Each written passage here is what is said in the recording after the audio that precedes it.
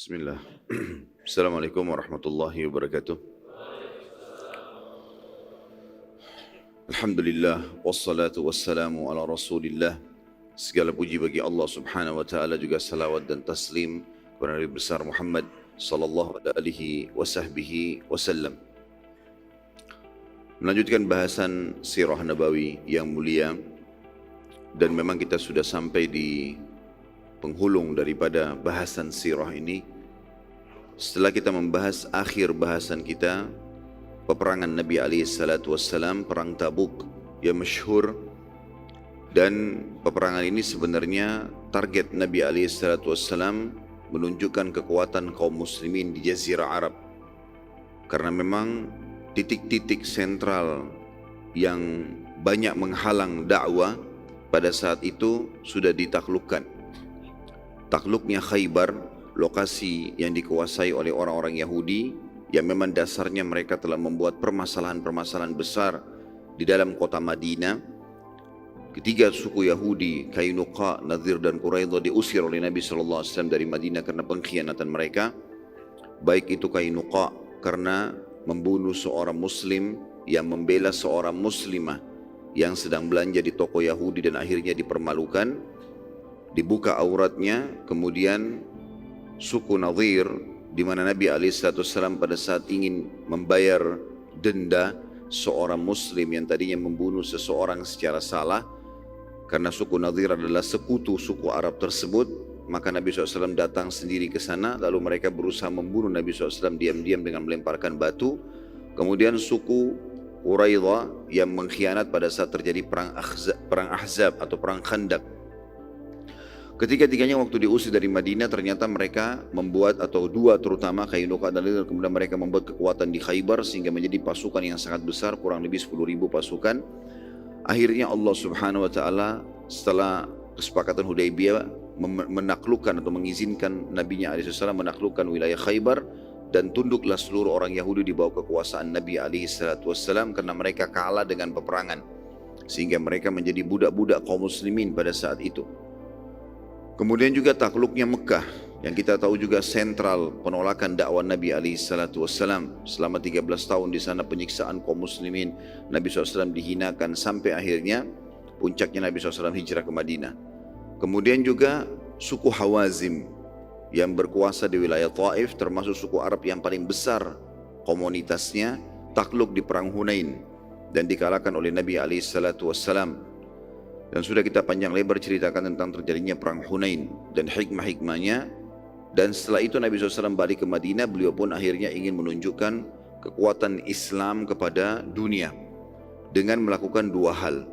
Yang pertama, beliau SAW menyerang wilayah Tabuk, karena satu-satunya wilayah Jazirah Arab pada saat itu yang dikuasai oleh Romawi adalah Tabuk, dan Romawi waktu itu negara terkuat di dunia.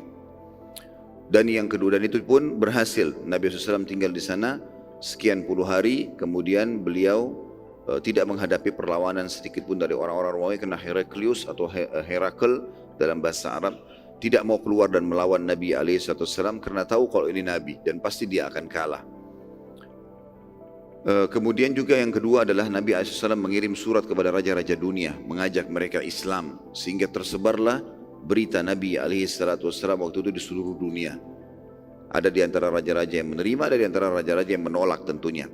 Dan dengan kejadian besar ini, maka akhir daripada penutupan perang Tabuk, waktu Nabi SAW tiba di Madinah, seluruh suku-suku Arab datang dan masuk Islam. Yang mereka berbondong-bondong, baik karena ketakutan sama kaum muslimin, atau Nabi SAW takut diserang kalau tidak masuk Islam, ataupun memang dasarnya tersentuh karena melihat kekuatan kaum muslimin. Tentu yang masuk Islam karena hanya takut saja, ini yang banyak murtad setelah Nabi SAW meninggal. Akhirnya mereka menolak membayar zakat, munculnya nabi-nabi palsu di tengah-tengah mereka, yang akhirnya juga diselesaikan kasusnya oleh Abu Bakar radhiyallahu anhum. Dan pada saat itu turunlah surah An-Nasr yang masyhur, surah nomor 105, 3 ayat yang masyhur. A'udzubillahi minasyaitonirrajim. Idza jaa nasrullahi wal fath wa ra'aitan nasa yadkhuluna fi dinillahi afwaja fasabbih bihamdi rabbika wastaghfirhu innahu kana tawwaba. Apabila telah datang pertolongan Allah dan kemenangan, bukankah hai Muhammad 13 tahun kau susah di Mekah dan kemudian 10 tahun saja kurang dari masa tersiksanya kamu di Mekah, 10 tahun, 13 tahun tersiksa di Mekah tidak bisa menyebarkan dakwah kecuali sedikit sekali, diganggu, dihina, dikatakan penyihir, penyamun, segala macam, lagi sholat dilemparin kotoran hewan, diinjak ya, tengkuk leher Nabi SAW oleh orang-orang Quraisy pada saat sholat. Maka 13 tahun kau susah, tapi lihat bagaimana Allah berikan kemenangan kepadamu dalam 10 tahun setelahnya. Dengan fase 10 tahun saja di Madinah, yang kalau kita rentet 10 tahun itu, ditarik secara garis lurus, setiap 2 bulan Nabi SAW pasti mengumandangkan jihad. Dan akhirnya dalam 10 tahun, Islam bukan hanya sekedar menaklukkan Mekah, tapi menaklukkan seluruh jazirah Arab, bahkan seluruh dunia mendapatkan dakwah Islam. Makanya Allah mengatakan apabila telah datang pertolongan Allah, artinya kalau datang kesembuhan dari penyakit, kalau datang kemenangan pada saat perang, kalau datang solusi dari masalah yang sedang dihadapi, pasti akan lebih menggembirakan daripada cobaan yang telah dilalui. Dan ayat keduanya, kamu pasti akan melihat hai Muhammad manusia masuk ke agama Allah dengan berbondong-bondong. Artinya tugasmu hanya menjalankan dakwah, selebihnya serahkan kepada Allah. Begitulah sifat para da'i. Mereka menyampaikan dengan ikhlas, dengan materi yang tepat, ya. Kemudian selebihnya tawakal kepada Allah. Siapa yang Allah utus, siapa yang Allah gerakkan hatinya, itu adalah kuasa Allah Subhanahu wa taala. Dan yang terakhir adalah ayat ketiganya, maka bertasbihlah dengan memuji Tuhanmu dan memohonlah ampun kepadanya. Bertasbih artinya selalu bersyukur, memuji Allah Subhanahu wa taala atas nikmatnya dan beristighfar kalau kau punya kesalahan-kesalahan. Sesungguhnya Dia Maha penerima taubat. Dan ayat terakhir ini adalah ayat yang maknanya sangat dalam sekali. Bagaimana Nabi SAW disuruh bertaubat oleh Allah SWT, beristighfar. Padahal Nabi Muhammad SAW sangat bertakwa. Orang yang paling bertakwa di muka bumi dari awal diciptakan manusia. Bahkan seluruh Nabi-Nabi pun belum ada mencapai ketakwaan Nabi Muhammad SAW. Tapi Allah mengatakan beristighfarlah kamu. Ya, karena Allah menerima taubat hamba-hambamu. Artinya, kalau selain Nabi SAW wajar kalau mereka melakukan kesalahan, tapi mereka harus segera bertaubat kalau punya kesalahan-kesalahan tersebut. Sebagaimana beliau sudah menyampaikan dalam hadis yang masyhur, semua anak Adam pasti berbuat kesalahan, maka sebaik-baik mereka yang bertaubat dari kesalahan tersebut. Jadi tidak mungkin ada orang yang tidak ada salahnya. Nah, ini poin juga diambil dari pelajaran ayat ini. Maka kita teman-teman sekalian mengambil pelajaran yang sangat besar dari kejadian perang Tabuk ini. Yang pertemuan yang kemarin belum sempat saya titik beratkan poin-poinnya, adalah yang pertama, pelajaran dari perang Tabuk yang bisa diambil, bagaimana Allah Subhanahu wa taala memuliakan nabinya dan agamanya sebagai buah dari kesabaran Nabi alaihi salatu wassalam. Ini buah kesabaran. Nabi alaihi wasallam sabar dalam mendakwakan Islam, sabar dalam gangguan-gangguan, beliau tetap kokoh dan istiqamah, akhirnya Allah SWT berikan kemenangan.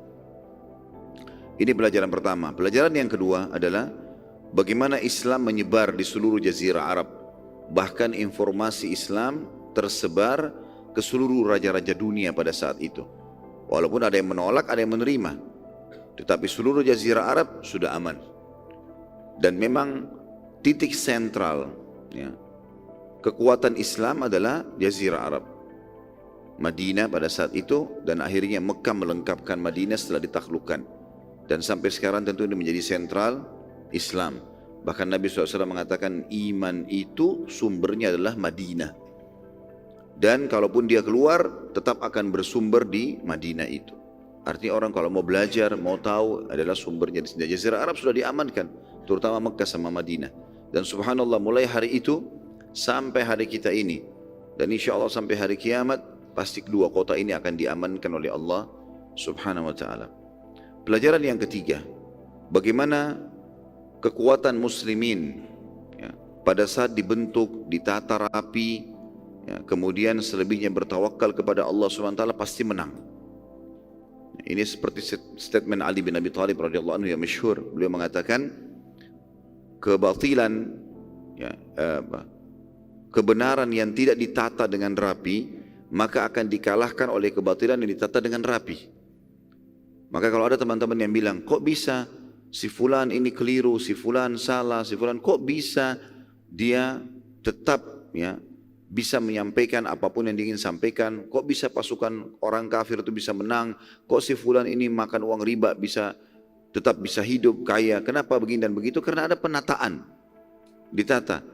Tugas kita adalah bagaimana kita yang memiliki kebenaran juga menata dengan rapi. Syekh Utsaimin rahimahullah pernah ditanya tentang masalah Syiah pada saat itu, satu waktu di majelis beliau. Bagaimana menurut anda Syekh? Sekarang Syiah banyak membuat ya, sekolah-sekolah, universitas, yayasan-yayasan, masuk ke negara-negara umat Islam, masuk ke tengah-tengah ahli sunnah wal jamaah. Apa yang harus kita lakukan? Kata syekhnya, kalau orang-orang Syiah mengeluarkan 1.000 real, kau keluarkan 2.000 real. Kalau mereka bangun satu sekolah, kau bangun 2 sekolah. Kalau mereka bangun 2 yayasan, 1 yayasan, buat 2 yayasan. Gitu kan. Maka nanti dengan penataan yang rapi itu, kebenaran akan mengalahkan kebatilan. Tapi yang jadi masalah kadang-kadang kita tidak menegakkan kebenaran tersebut. Ya, kadang-kadang kita bersembunyi di belakang istilah sabarlah. Gitu kan. Dan sabar ini akhirnya kita keliru karena kita tidak menggunakan sabar pada definisi yang sebenarnya, menerima takdir Allah dan ikhtiar mencari jalan keluar. Ya, Nabi SAW selalu menutup pintu-pintu celah agar jangan sampai ada penilaian-penilaian negatif yang tiba kepada beliau. Kalaupun ada, maka beliau coba meluruskannya. Sebagaimana sudah masyhur hadis Bukhari menjelaskan pada saat beliau pulang dari bukan pulang ya, pada saat mengantar Sofiyah radhiyallahu anha, pada saat Sofiyah membawakan makanan kepada Nabi SAW di malam i'tikaf di masjid, maka beliau pun merasa sudah malam hari maka mengantar istrinya pulang. Kemudian di tengah jalan ada 2 orang Ansar mengikuti Nabi SAW karena melihat Nabi di tengah malam atau di malam hari dan ada perempuan bersamanya. Karena cepat langkah mereka tidak seperti biasanya, maka Nabi SAW langsung bersabda, ala rizkikuma, tenang aja kalian berdua. Innaha Sofiyah binti Huyai. Ini adalah Sofiyah binti Huyai. Ini istriku. Maka orang-orang Ansar langsung berkata, ya Subhanallah gitu. Maha suci Allah. Tidak mungkin kami menyangka sesuatu yang salah ya Rasulullah. Kata Nabi SAW, ketahuilah, syaitan mengalir dalam tubuh anak Adam seperti mengalirnya darah.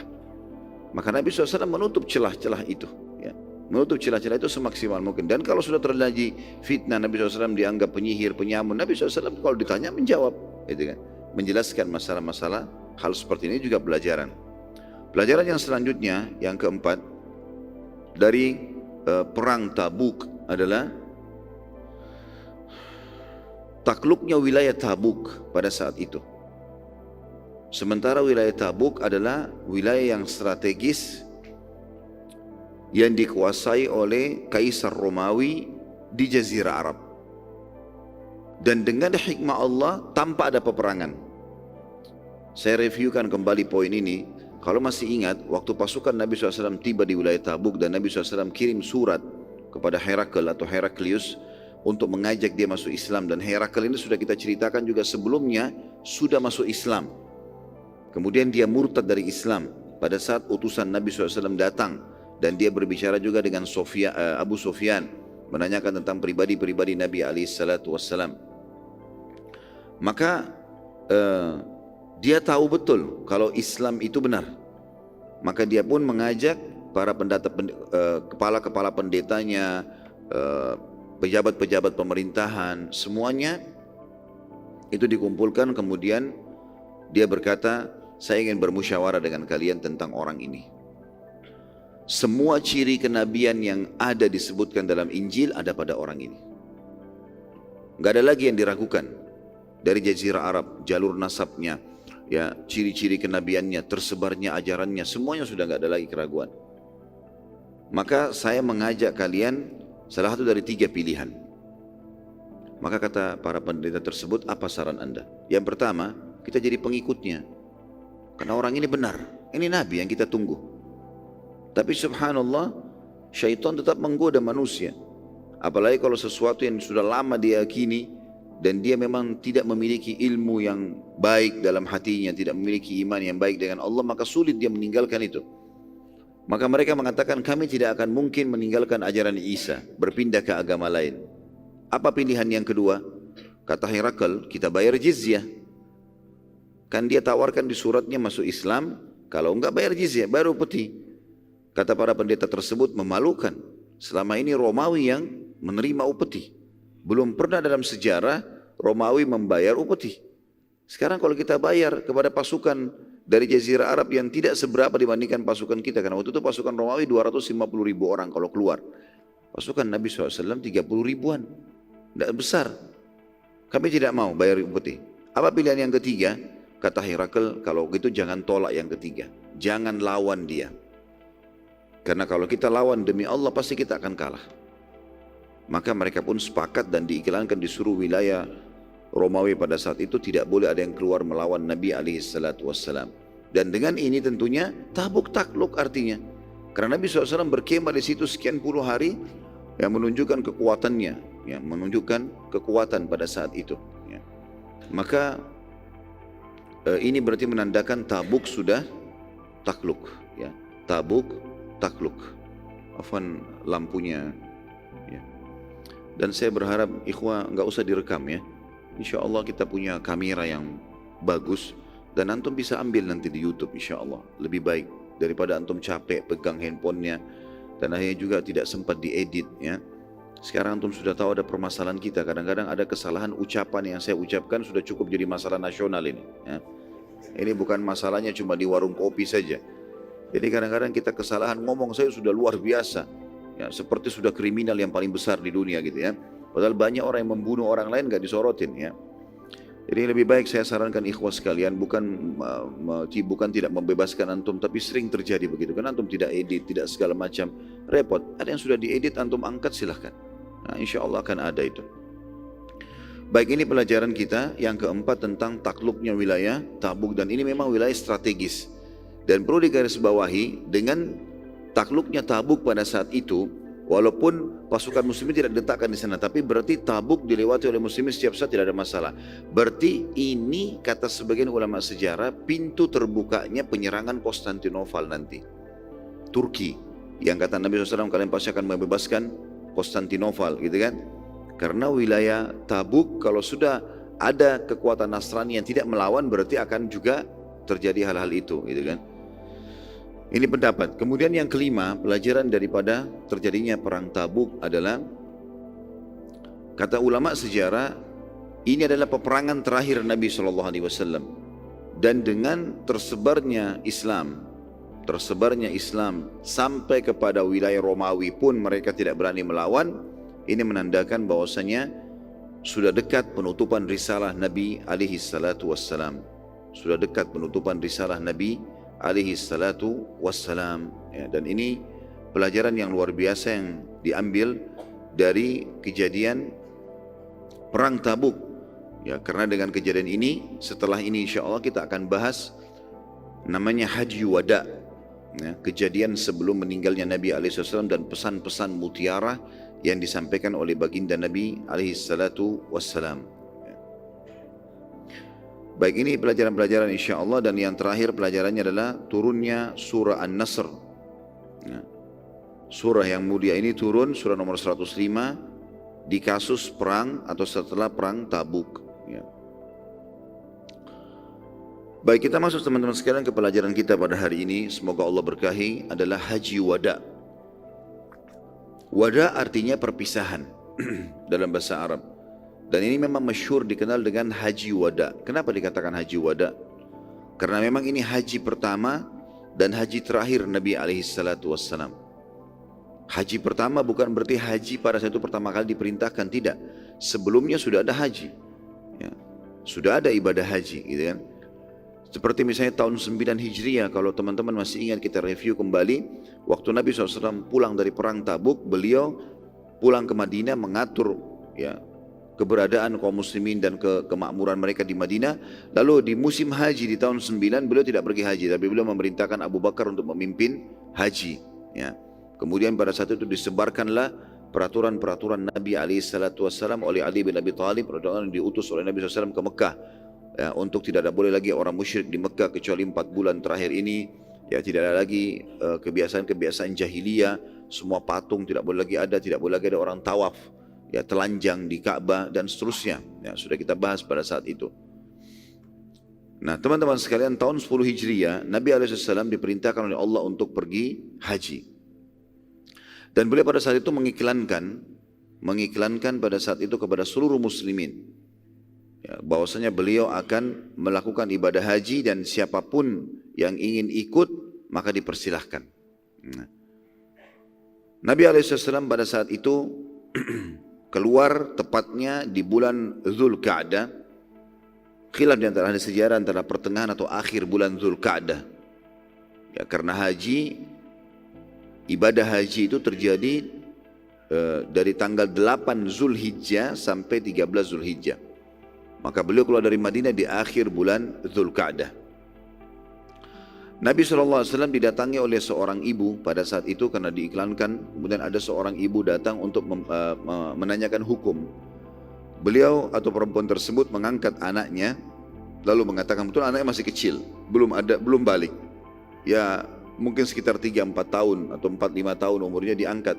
Lalu ibu tersebut mengatakan, ya Rasulullah, apakah anak ini juga punya kewajiban ibadah haji? Karena Nabi SAW mewajibkan haji, dalam Islam diwajibkan sekali bagi yang mampu. Maka Nabi SAW mengatakan, iya, tetapi bukan kewajiban. Artinya bagi dia hukumnya sunnah, ya. Boleh dia ikut dan engkau akan mendapatkan pahalanya. Riwayat lain menjelaskan bahwasanya Nabi SAW keluar begitu dekat dengan Mekah, ketemu dengan satu suku-suku Arab, atau ada satu suku Arab yang besar datang, entah nama suku ini apa, tapi datang juga ingin masuk ke Mekah, bertemu dengan kafilah Nabi SAW. Lalu kemudian Nabi SAW bertanya, siapa kalian? Mereka menyebutkan nama sukunya. Kemudian mereka bertanya, lalu anda siapa? Karena mereka belum kenal Nabi SAW. Mereka sudah syahadat tapi belum pernah bertemu Nabi SAW. Maka Nabi SAW memperkenalkan diri, kalau beliau adalah utusan Allah. Maka mereka pun akhirnya bergembira karena bertemu dengan Nabi SAW. Lalu ada seorang ibu dari kafilah itu mengangkat anaknya dan berkata, ya Rasulullah, apakah anak ini juga punya kewajiban haji? Maka kata Nabi SAW, dia boleh haji. Ya, iya, dia boleh haji, tetapi belum wajib baginya dan pahala untukmu sebagai orang tuanya. Yang itu untuk keluar juga hukum syar'i di sini tentang bolehnya anak-anak yang masih kecil dibawa untuk umroh, untuk haji, ya. Walaupun mereka belum membutuhkan pahalanya karena belum dicatat. Anak-anak sebelum balik meninggal pasti masuk surga dalam keyakinan setiap orang Muslim. Pada saat dalam perjalanan menuju ke Mekah, Nabi SAW juga melihat ada seorang laki-laki yang sudah sangat tua pada saat itu. Dia ditopang oleh 2 orang, ya. Dia ditopang oleh 2 orang karena sudah sangat tua dan letih, jalan kaki jauh sekali, ya, menuju ke Mekah. Jalan kaki, dia nggak mau pakai kendaraan. Maka Nabi SAW bertanya kepada orang-orang di sekitarnya, kenapa orang ini? Maka para sahabat mengatakan, waktu sudah ditanya, kenapa dia ditopang? Ya, ada apa sebab orang ini tua sekali begini, ya, dan ditopang oleh 2 orang? Maka jawaban orang-orang sekitarnya, orang ini mau haji sambil jalan kaki. Ya, maka disampaikanlah kepada Nabi SAW. Lalu Nabi SAW juga menyebutkan sabdanya yang masyhur, ya, dan ini juga pelajaran penting. Ya, kata Nabi SAW, agama ini mudah, maka jangan dipersulit. Ya. Perintahkan agar ia menunggangi tunggangannya, maka orang itu pun menunggangi kudanya pada saat itu. Dan ini pelajaran, karena banyak orang subhanallah sengaja mempersulit-sulit agama, walaupun niatnya ibadah. Dalam hadis Bukhari Muslim disebutkan, kata Aisyah radhiyallahu anha, Nabi SAW tidak pernah diberikan 2 pilihan kecuali beliau pilih yang paling mudah di antara keduanya. Jadi kita memilih hal-hal yang mudah dan memang berpahala juga. Bukan berarti menggampang-gampangkan, ya, tetapi bagaimana caranya kita beribadah kepada Allah Subhanahu wa taala dalam kondisi kita tidak mentaklif atau membebankan diri kita, akhirnya ibadah pun tidak maksimal. Ya. Kalau kita mau sholat malam yang baik, maka istirahatlah yang baik. Berikan waktu badan, mata, ya, untuk istirahat, kemudian baru sholat.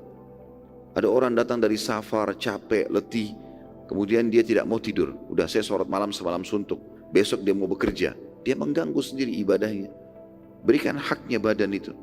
Makanya Nabi SAW mengingatkan 3 sahabat, salah satunya adalah yang tidak mau lagi tidur malam hari, selalu mau sholat saja. Ya, kata beliau, saya juga sholat malam tapi saya juga tidur. Ada lagi satu, tidak mau nikah dengan wanita. Kata Nabi SAW, saya juga menikahi wanita.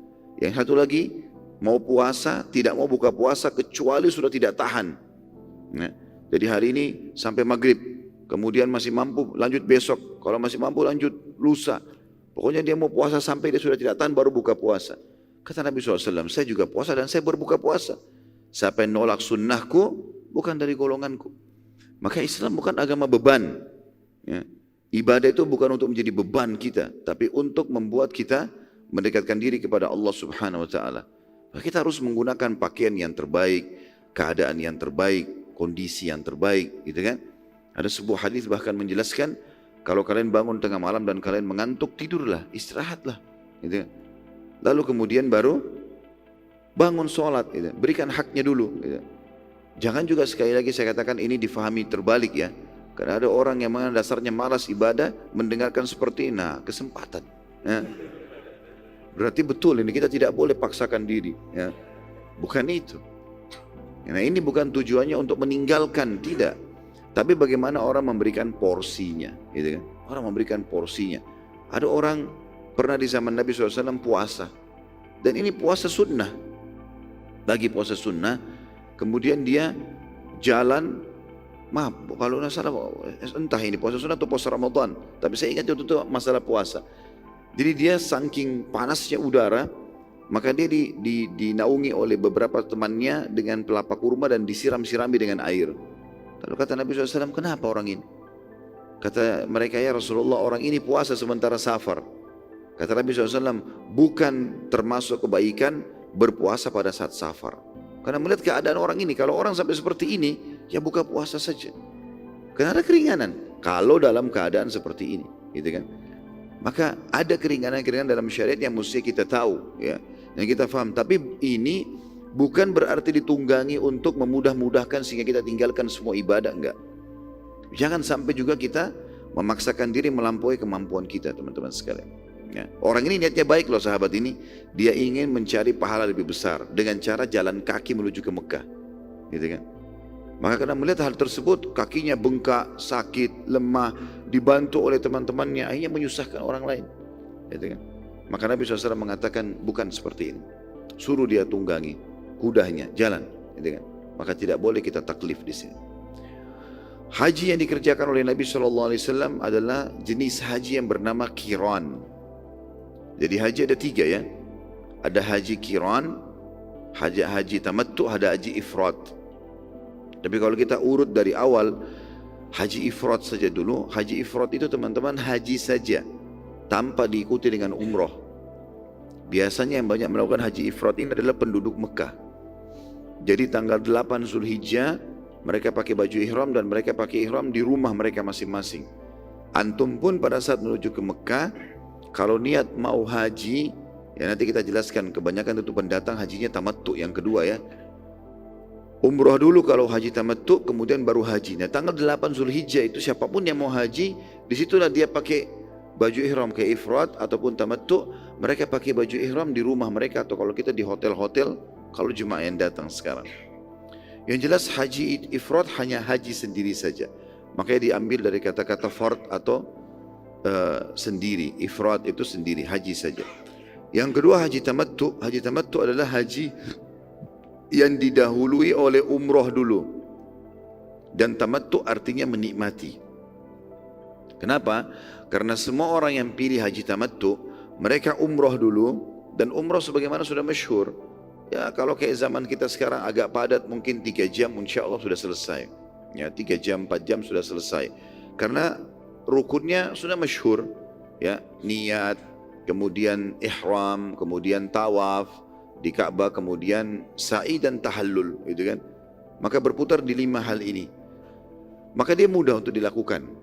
Dia umroh dulu, setelah umroh dia tahallul, cukur rambut, dia boleh pakai baju biasa. Dia menjadi seperti penduduk Mekah. Biasa saja.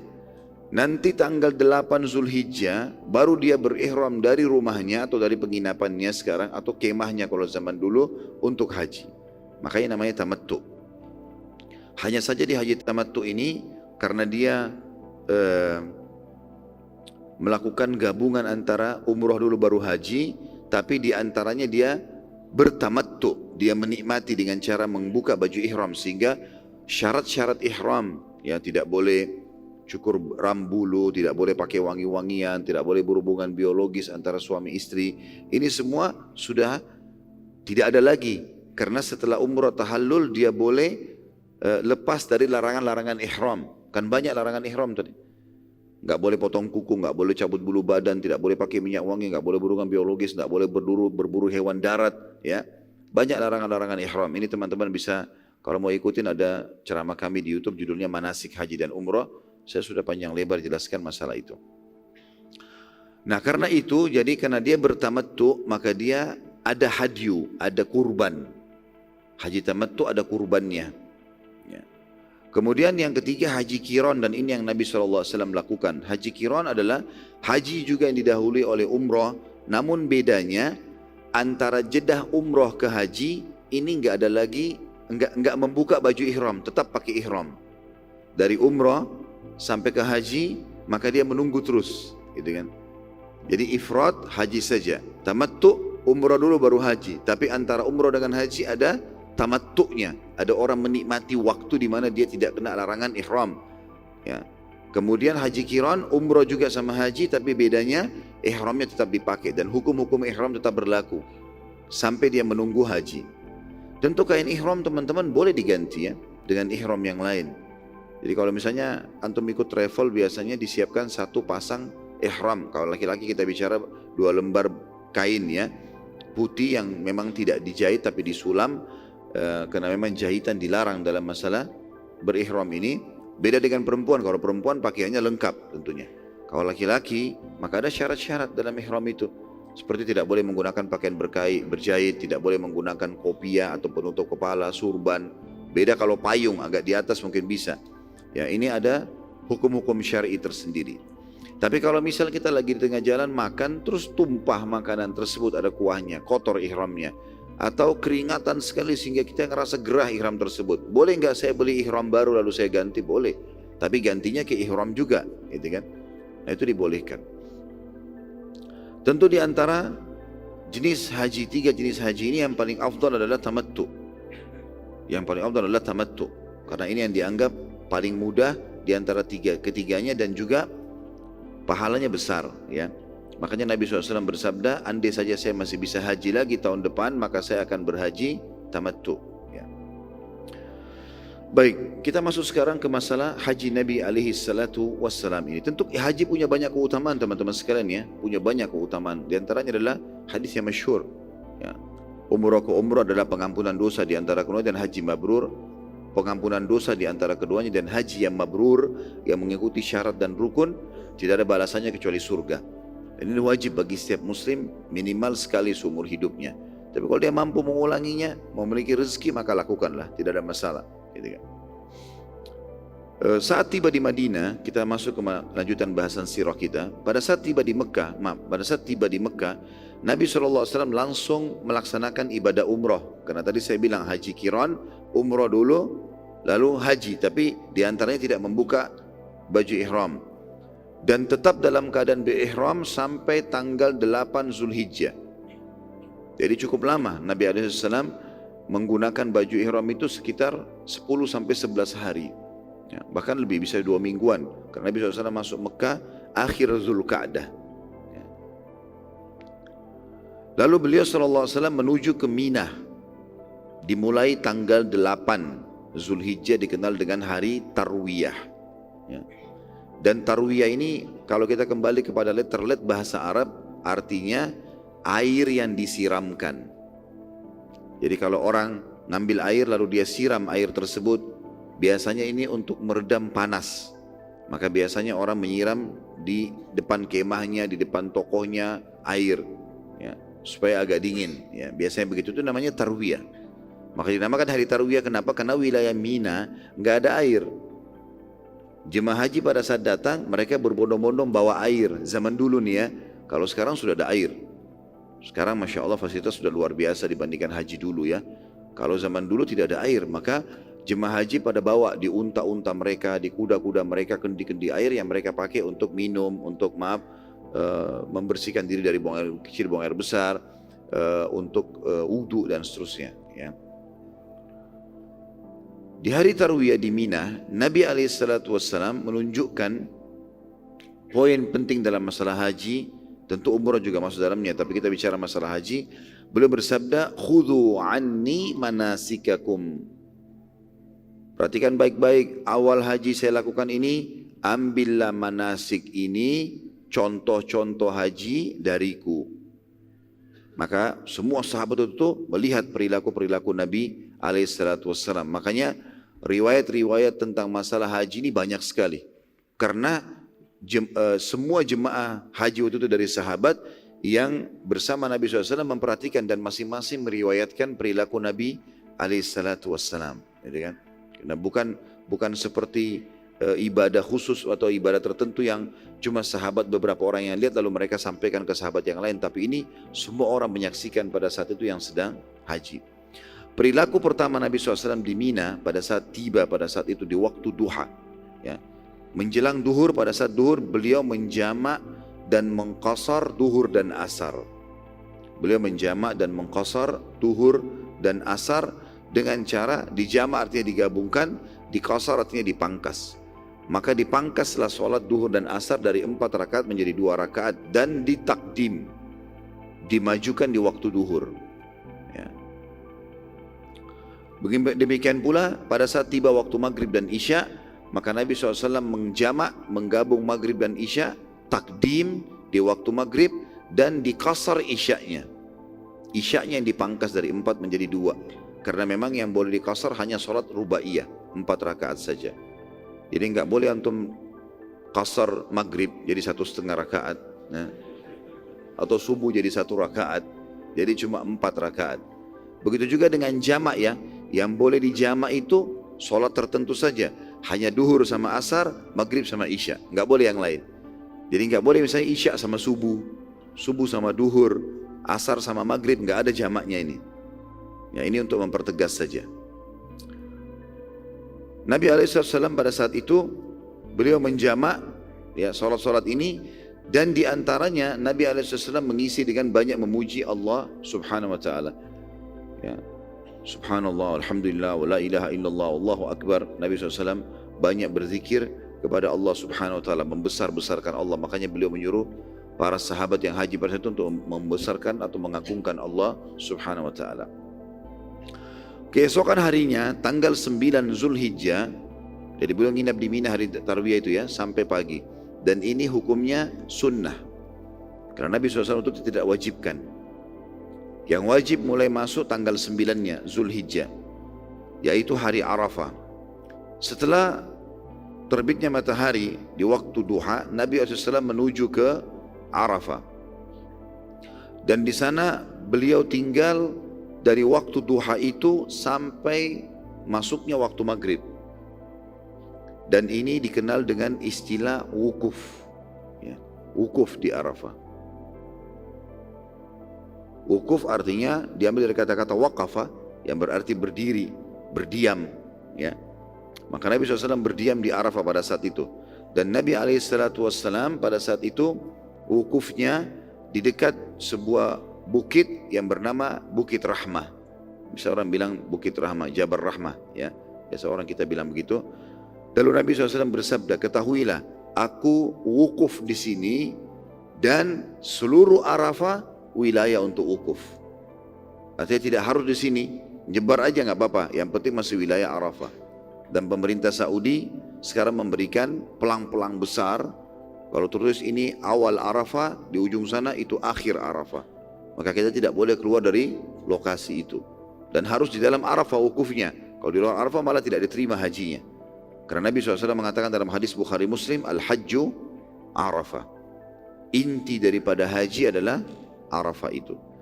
Nabi SAW pada saat itu menjamak antara duhur asar sama dikasar duhur asarnya dan ditakdim di waktu duhur. Ya. Kemudian dalam hadis Bukhari juga dijelaskan, setelah menjamak duhur dan asar, Nabi SAW keluar dari kemah beliau. Ya. Jadi sudah antara duhur sama asar, sudah mendekati waktu asar, beliau pun keluar dari luar kemahnya, kemudian berdoa kepada Allah Subhanahu Wa Taala sampai terbenam matahari. Dan ini pelajaran juga teman-teman yang pergi haji, jangan lagi habisin waktu terutama di Arafah dengan ngobrol, sibuk dengan makan dan minum terus. Ya. Boleh pada saat waktunya lapar atau haus. Ya, sering kita lihat jemaah kita ini, kalau pengalaman saya saja ya, sering kami lihat begitu. Kadang-kadang sibuk karena memang travel siapin ada prasmanan bolak-balik, makan ini, makan itu, minum ini. Akhirnya nggak ada waktu untuk ibadah ini. Kadang-kadang kalau sudah kenyang apa yang terjadi? Ngantuk, tidur akhirnya. Ya. Apalagi memang betul kemahnya dulu panas, sekarang kemah sudah pakai AC semua, kasurnya tebal-tebal, tidur. Nanti bangun menjelang maghrib karena sudah jamak duhur asar, jadi nggak berdoa. Sayang sekali, sayang sekali. Makanya saya biasa kalau bimbing ini, maka saya isi dengan pengajian. Jadi setelah habis jamak duhur asar, udah makan siang, isi pengajian. Sampai 2 jam, 2,5 jam, 3 jam, baru kemudian kita tekankan jemaah agar ini waktu ini sampai menjelang maghrib Nabi SAW berdoa. Dan beliau keluar dari kemahnya, beliau berdoa di tempat yang luas, tujuannya agar para sahabat melihat perbuatan beliau. Jadi boleh saja orang berdoa dalam kemah ya, tetapi Nabi SAW ingin menunjukkan kepada para sahabat yang beliau lakukan. Dan beliau mengangkat tangannya ke langit sampai terbenam matahari. Ya, saking pentingnya itu. Dan kata Nabi SAW dalam hadis Bukhari Muslim yang lain, tidak ada hari-hari yang lebih banyak Allah membebaskan hamba yang dari api neraka dibandingkan hari Arafah. Memang betul-betul itu hari pembebasan dari api neraka. Setelah terbenam matahari, Nabi SAW menyuruh para sahabat menuju ke Muzdalifah. Menuju ke Muzdalifah, di malam itu menuju ke Muzdalifah. Dan beliau memerintahkan para sahabat untuk mentakhirkan sholat maghrib dan isya. Jadi kita bahas dari tanggal 8, selalu Nabi SAW jamak takdim. Di tanggal hari Tarwiyah tadi, duhur asar di waktu duhur, maghrib sama isya di waktu maghrib. Arafah juga duhur asar di waktu duhur, selalu ditakdim. Khusus malamnya tanggal 9 Zulhijjah menuju ke Muzdalifah ini ditakhir, beliau terlambatkan.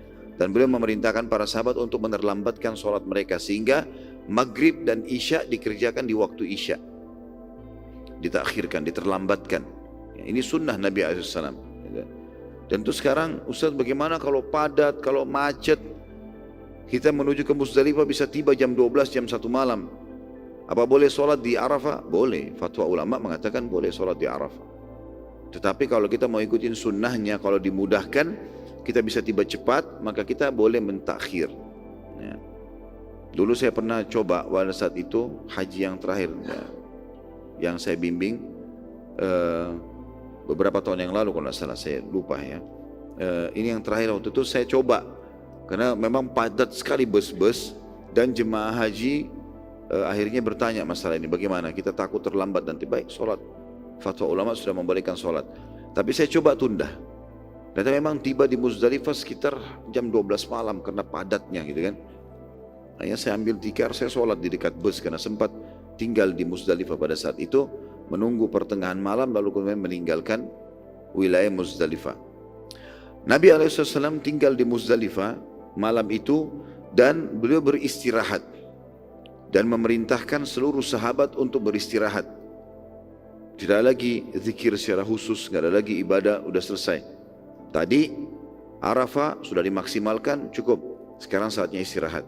Dan ini saya bilang tadi ya, agama Islam agama mudah. Tidak semuanya padat. Ada waktunya orang istirahat. Nabi SAW istirahat pada saat itu sampai menjelang subuh. Beliau lalu bangun, mengimami sholat subuh. Kemudian Nabi SAW bergerak pada saat itu dari Muzdalifah pada tanggal 10 Zulhijjah. Habis sholat subuh, beliau bergerak menuju ke Mina. Kembali ke Mina, ke tempat hari Tarwiyah tadi. Kemudian beliau pun SAW pada saat itu jumrah, melontar. Ya, jadi di sana di wilayah Mina ada tempat melontar, kecil, sedang, besar. Ya, diistilahkan dengan sugra, wusta dan kubra, atau yang kubra ini nama lainnya Aqabah, jumrah Aqabah.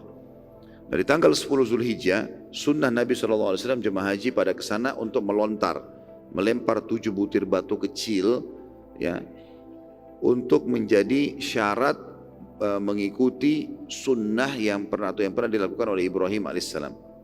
Jadi di 3 titik ini diyakini dulu waktu Ibrahim alaihissalam ingin menyembelih Ismail, maka syaitan datang menggoda beliau di 3 titik itu. Lalu beliau melempari dengan batu syaitan tersebut 7 butir. Ya, tetapi kita sekarang bukan melempar syaitan. Ya, jadi jangan yakini di situ ada syaitan.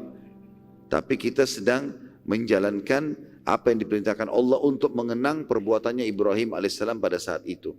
Makanya kita disuruh lempar kerikil kecil, nggak usah cari batu besar. Ya, nggak usah lempar sendal, lempar kayu. Saya lihat depan mata itu, ada orang begitu, karena dia pikir itu ada syaitan di situ. Kalau sekarang masih mending ya, sekarang sudah luar biasa karena tembok jumrah itu besar.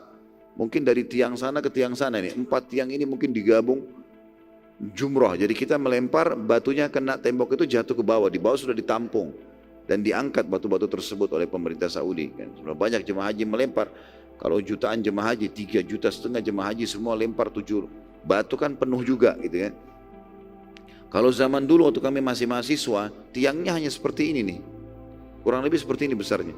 Jadi kalau kita lempar dari sini sana kena. Kalau meleset itu. Nah. Kalau ada orang lempar batu besar kan masalah. Kalau batu kecil masih penting. Ada yang pernah lempar. Saya pernah lihat orang lempar kayu, lempar sendal. A'udzubillahi minasyaitonirrajim. Enggak ada syaitannya di situ. Jadi ini harus difahami. Jangan sampai salah faham di sini ya. Maka ini poin penting. Baik, Muzdalifah ini teman-teman yang tadinya Nabi SAW menginap itu berada antara Mina sama Arafah. Antara Mina sama Arafah, di tengah-tengah dia. Dan ini umumnya memang jemaah haji, terutama dari Asia kita, udah nggak pakai kemah lagi. Biasanya orang nunggu di bus saja, gitu kan? Karena ini tempat cuma sebentar, malam itu sampai subuh saja. Bahkan ada fatwa ulama membolehkan meninggalkan Muzdalifah ya di pertengahan malam, artinya di atas jam 12 malam. Terutama bagi wanita, orang tua, ini dibolehkan mereka meninggalkan lokasi Muzdalifah walaupun tidak sampai subuh. Ya umumnya buku-buku fikih menjelaskan kepada kita kalau subuhnya sholat subuh di Muzdalifah hukumnya sunnah. Tapi datang di situ ya itu masuk dalam masalah keharusan atau kewajiban dalam sebagian pendapat ulama. Baik. Ada juga pendapat ulama mengatakan kalau Muzdalifah adalah wilayah yang berada antara Mina dan Arafah serta Mina dan Muzdalifah masih masuk wilayah haram. Sementara Arafah keluar dari wilayah haram. Ya. Tradisi orang Quraisy pada saat itu, kebiasaan mereka di zaman jahiliyah ini mereka juga haji karena ini kan haji dari zaman Ibrahim alaihissalam. Jadi orang-orang Quraisy juga haji. Tapi mereka dari Mina tanggal 8 Zulhijjah hari Tarwiyah tidak menuju ke Arafah dan mereka menahan diri di Muzdalifah. Jadi Arafah tidak masuk dalam ibadah hajinya mereka pada saat itu. Padahal dalam syariat Nabi Ibrahim alaihissalam Arafah harusnya masuk. Tapi mereka tidak mau jauh-jauh, mereka mau tetap di wilayah haram. Jadi dari Mina ke Muzdalifah saja. Padahal sebenarnya jalurnya harus dari Mina hari Tarwiyah ke Arafah dulu baru ke Muzdalifah, gitu kan? Muzdalifah nanti kembali ke Mina lagi. Tapi mereka yang nggak mau, orang Quraisy mau dari Mina ke Muzdalifah aja, nggak usah sampai ke Arafah. Maka Nabi SAW menghapus tradisi itu.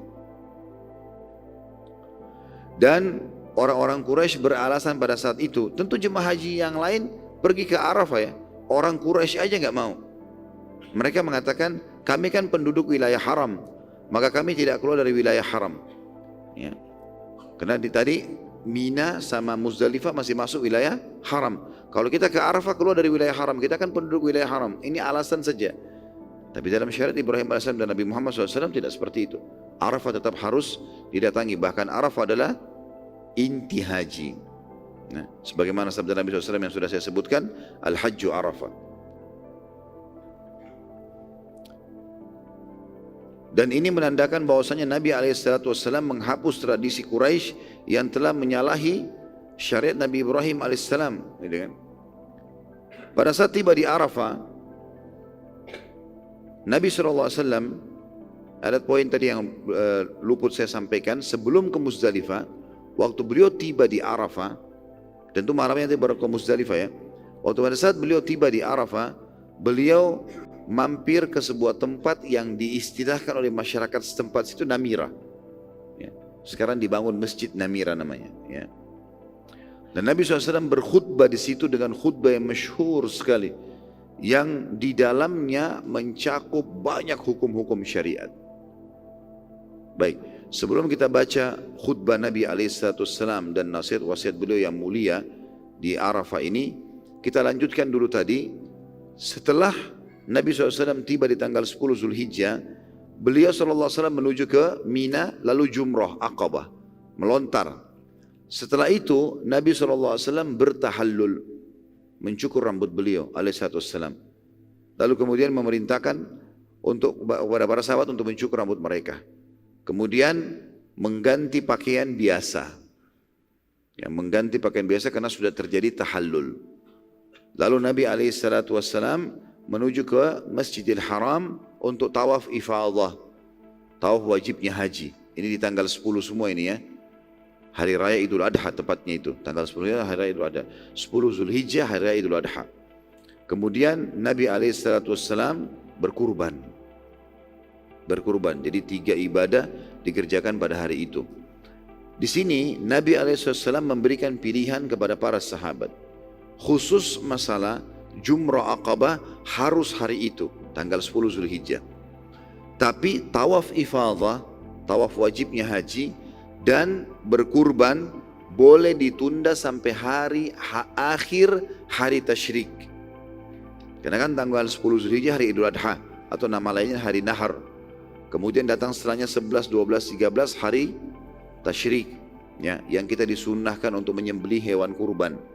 Maka Nabi SAW memberikan rukhsah atau keringanan kepada para sahabat waktu itu untuk tawaf ifadah dan kurbannya boleh di hari Nahar 10 Dzulhijjah atau ditunda sampai terakhir hari tasyrik, boleh pilihan. Dan selanjutnya Nabi SAW menginap di Mina, ya, dengan sudah pakaian biasa, sudah tidak pakai ihram lagi. Tanggal 10 itu beliau menginap di Mina, tanggal 11, tanggal 12, ya, dan akhir tanggal 13 beliau tinggalkan tempat itu. Tidak nginap lagi tanggal 13-nya, tapi sampai menjelang maghrib Nabi SAW keluar dari Mina. Nah, 3 hari ini, hari tasyrik, tanggal 11, 12, 13, Nabi SAW melakukan jumrah hari itu. Enggak ada ibadah lain beliau kecuali jumrah.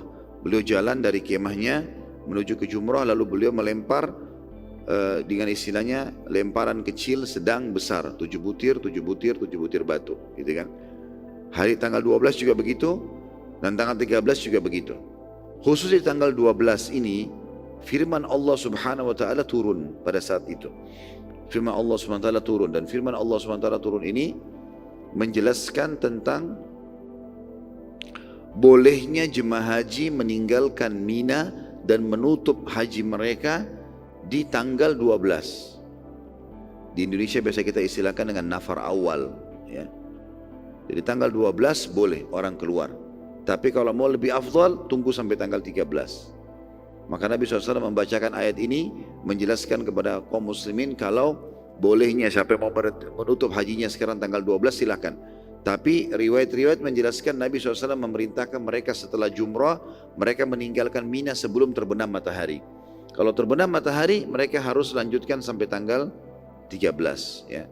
Tentu saya selalu sarankan jemaah haji saya, dan saya juga sampaikan dalam pengajian kita ini, dianjurkan sekali agar setiap muslim untuk, ya, menunggu sampai tanggal 13, karena tidak ada sesuatu juga yang dikerjakan kalau orang keluar dari tanggal 12, kecuali darurat sekali, orang darurat harus pulang ke negaranya, ada hal yang penting mungkin.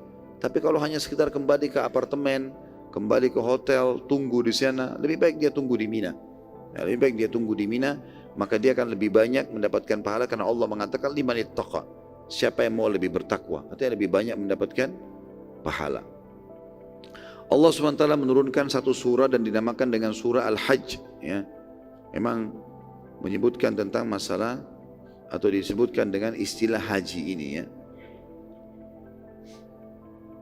Surah nomor 22 dalam Al-Quran, ya. Tentu masalah haji ini juga dijelaskan dalam banyak surah-surah yang lain, ya. Tetapi di sini ada surah nomor 22 dalam Al-Quran yang memang Allah sebutkan kalau surah itu dinamakan surah Al-Hajj, ya. Juga dalam surah At-Taubah kalau tidak salah itu disebutkan juga tentang masalah kalimat haji. Jadi berulang kali disebutkan itu. Tentang masalah haji ini Allah Subhanahu wa taala menyebutkan tentang kisah Ibrahim alaihissalam, dan ini sudah kita ceritakan di awal-awal bahasan sirah kita. Bagaimana Ibrahim alaihissalam disuruh oleh Allah Subhanahu wa taala di ayat 27-nya dalam surah Al-Hajj itu Allah mengatakan a'udzubillahi minasyaitonirrajim wa'adzim fin nasi bil hajj wa'adzim fin nasi bil hajj ya'tuka rijalan wa 'ala kulli dhamirin ya'tina min kulli fajjin 'amiq. Dan serulah kepada manusia untuk mengerjakan haji. Niscaya mereka akan datang kepadamu dengan berjalan kaki dan mengendarai unta yang kurus yang datang dari segenap penjuru yang jauh.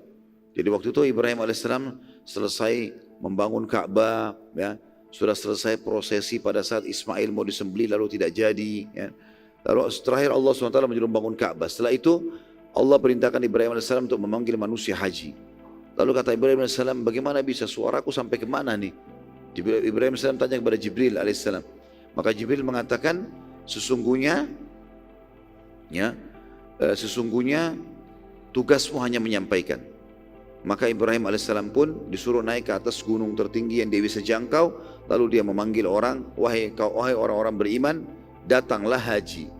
Maka Allah mengatakan, dan serulah kepada manusia untuk mengerjakan haji. Ya, ini Ibrahim AS naik di atas gunung yang tinggi lalu memanggil manusia, hai orang-orang beriman, datanglah haji.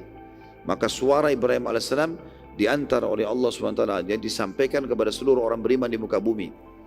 Maka Allah mengatakan, dan serulah kepada manusia untuk mengerjakan haji, niscaya mereka akan datang kepadamu dengan berjalan kaki dan mengendarai unta yang kurus. Kenapa kurus? Karena terlalu jauh perjalanan sehingga untanya menjadi kurus dari segenap penjuru yang jauh.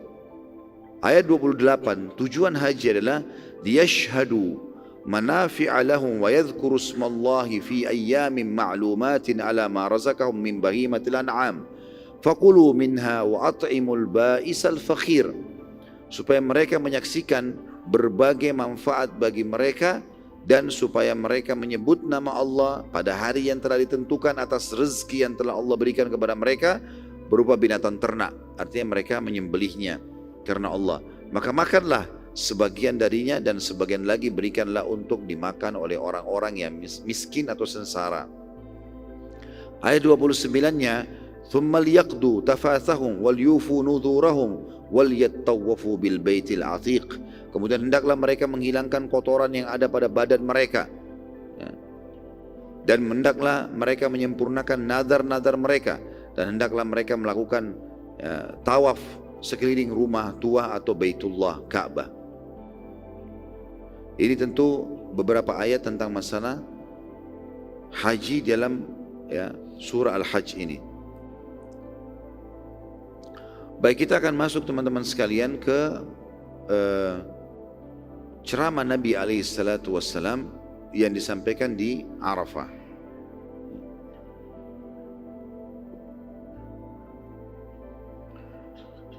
Nabi SAW berdiri di wilayah namanya Namirah, ya, dan sekarang dibangun masjid. Kemudian beliau SAW mulai berbicara dan berkhutbah. Saya langsung terjemahkan saja kata beliau karena ini panjang sekali. Segala puji bagi Allah, kami memujinya, kami memohon ampun dan bertaubat padanya, kami meminta tolong kepadanya, kami berlindung kepadanya dari segala keburukan diri kami serta dosa-dosa yang kami lakukan. Ketahuilah, barang siapa yang telah diberi hidayah oleh Allah, maka tidak akan ada yang bisa menyesatkannya. Dan barang siapa yang telah disesatkan oleh Allah, maka tidak akan pernah ada petunjuk baginya. Aku bersaksi bahwasanya tidak ada Tuhan yang berhak, ya, disembah selain Allah, dan aku bersaksi bahwasanya Muhammad benar-benar hamba Allah.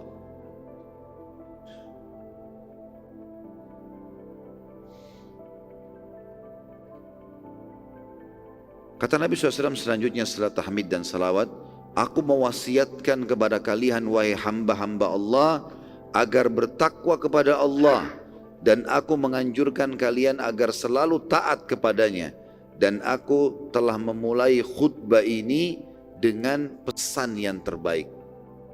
Maksudnya adalah aku sudah sampaikan kepada kalian tentang masalah takwa ini. Dan makna takwa teman-teman ringkasnya adalah patuh. Patuh kepada Allah. Apa yang Allah perintahkan kerjakan tanpa memilah mana yang wajib dan sunnah. Tetap saja dia berusaha kerjakan. makin dia terus mengerjakan yang wajib dan sunnah, maka makin tinggi ketakwaannya kepada Allah dan meninggalkan apa yang Allah larang, baik itu haram ataupun makruh. Makruh pun sama, ya. Lalu kata Nabi SAW, amma ba'd, selanjutnya mulailah beliau sampaikan wasiatnya.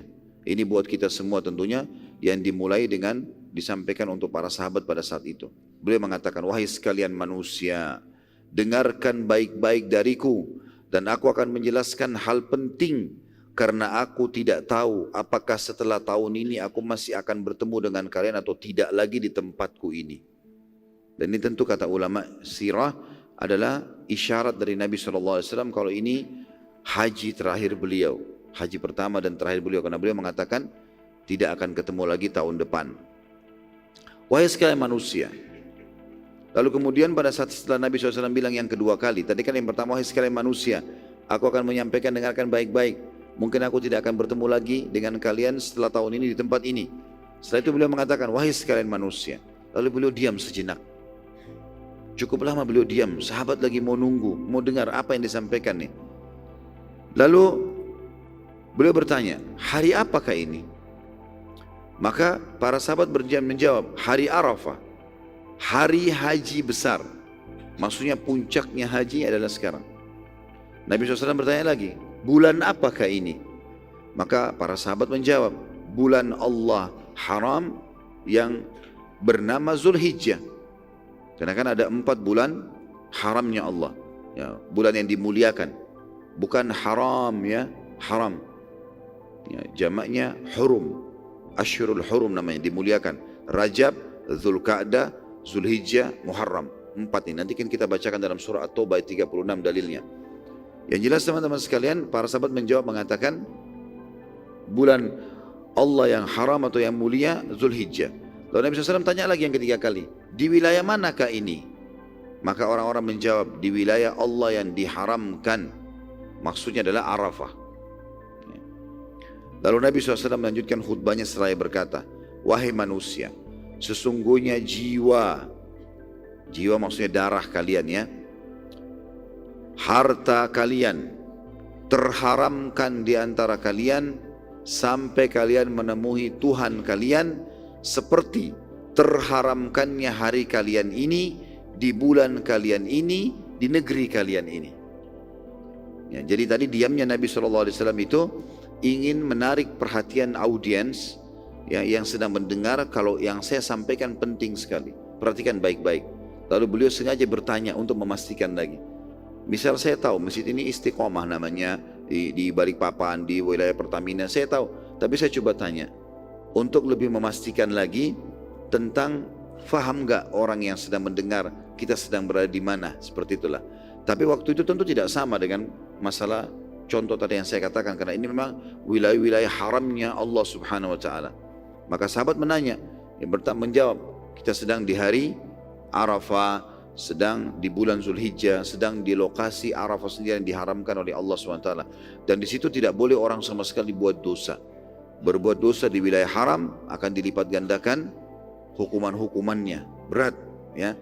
Sebagaimana kalau berbuat ibadah juga, kita sudah tahu sholat di Masjid Haram Mekah 100.000, kan gitu. Sedekah di sana sama dengan 100.000, dan ini pahalanya besar sekali. Hasan Basri mengatakan rahimahullah, 1 dirham yang dikeluarkan di Mekah sama dengan 100.000 dirham. Ya. Jadi kalau kita keluarkan 1 juta rupiah di Indonesia, lalu kita keluarkan 1 juta rupiah di Mekah, di wilayah haram, itu sama dengan 100.000 juta. Ya. Berapa miliar itu? 100 miliar. Jadi luar biasa pahalanya. Tapi kalau buat dosa juga begitu. Jadi kan, buat dosa juga berlipat-lipat. Maka Nabi SAW mengingatkan di sini, agar setiap muslim menghormati muslim yang lain. Dan ingat, kata Nabi SAW, darah di antara kalian, gak boleh main tonjok, main ini segala macam, berdarahin orang, ya. Harta kalian, kehormatan kalian, nama baiknya, harta tidak boleh ditipu dengan cara apapun. Maka haram di antara kalian sampai kalian bertemu dengan Tuhan kalian, sebagaimana haramnya hari ini, tempat ini, ya, waktu ini, dimuliakan semua. Maka di sini pelajaran penting teman-teman sekalian, perlu kita tahu berarti jiwa seorang muslim, harta seorang muslim, kehormatan seorang muslim itu hukumnya dosa besar. Kalau sampai kita mencorengnya, gitu kan? Sebagaimana orang kalau buat dosa di wilayah haram, itu berat sekali. Maka hati-hati teman-teman sekalian, jangan pernah bertengkar sama seorang muslim, gak usah. Saya sudah pernah ajarkan caranya. Kalau diajak bertengkar, tinggalkan dia sama tembok. Ya.